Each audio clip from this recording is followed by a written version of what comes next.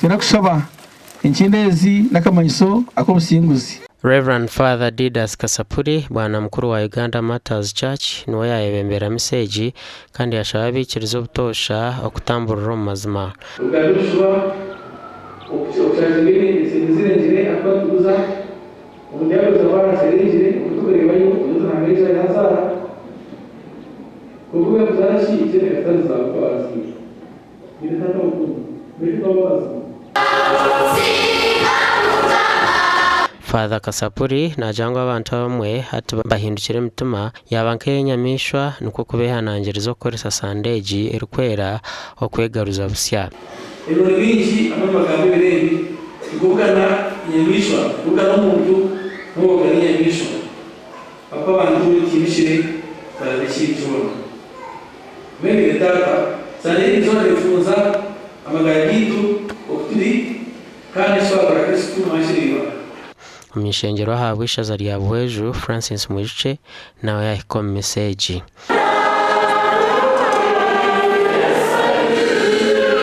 Okuzarwa okukura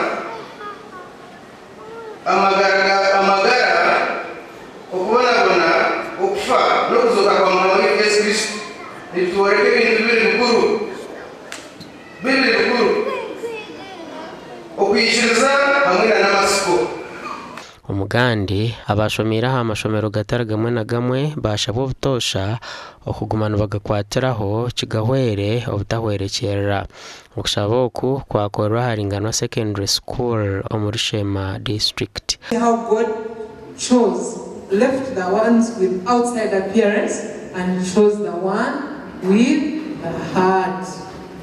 Praise the Lord. Konka ahawe cyo kugira ngo nganwa ikatwigisaje twarugamu twabashije twakora twashuma so kugaruka nganwa twizire kugira ngo nitwe abashumuso kubatsomisha tukaba abana bato batureberaho nabo babenkeitwe.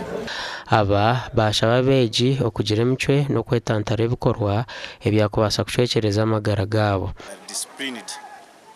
Datu wasekufuna abantu abakozire maximum munonga konkeche cyona kikahetwa abwe mico mirunje yibabire ibindi so ni hangiriza abeji bagenzi banje na nabantu abinkurembera bona kugira imico mirunje. Academic performance is everything for them. If they can really perform very well, the world has so many opportunities for them. So nitwenda kuboreka ngo ekibalonde bakora, one, we as old students we notice that ntuchireba kandi twenda ngo tubayambe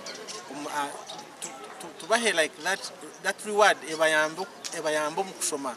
Abashomira hishomereri pasimwa ahabo kugira umutima gwo kwijuka ahi bashomire. Ogwamani abana barokoka abana bayoreka umutima murungi gukura ekigambo cya Mukama rero mbere gwenkerizo batwashemerwa munonga ahabo kuba ombajunurwe hazuna muna speaker w'ishomero hazuna mu abana ba HSC abatubenture bo kushotana bagumirwa konka timu ya ba leaders bona tureba bazunwe kandi ikintu cyona cyabonera.